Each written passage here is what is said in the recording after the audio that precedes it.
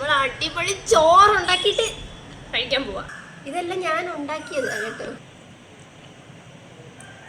സാമ്പാർ അങ്ങോട്ട് ഒഴിക്കുക, മോര് ഇങ്ങോട്ട് ഒഴിക്കുക. നോക്കിയേ, ഇതെല്ലാം കൂടെ അങ്ങോട്ട് നമ്മൾ ഇളക്കണം.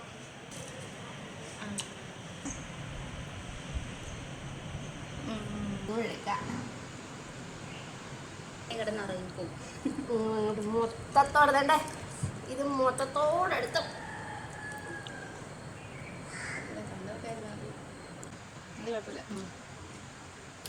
ഒന്നും പറയല്ല, ഞാൻ ഉണ്ടാക്കിയിട്ട് അടിപൊളിയായിട്ട് സൂപ്പർ. ഡൈഹാർഡ് ഫാനാണ്. ചോറ്, സാമ്പാർ, മീൻ വറുത്തത് എല്ലാവരും ട്രൈ ചെയ്യാം. ചെന്നൈയിലുള്ള എല്ലാവർക്കും ഇച്ചിരി ചോറ് കഴിച്ചോ, എല്ലാവരും കഴിച്ചോ.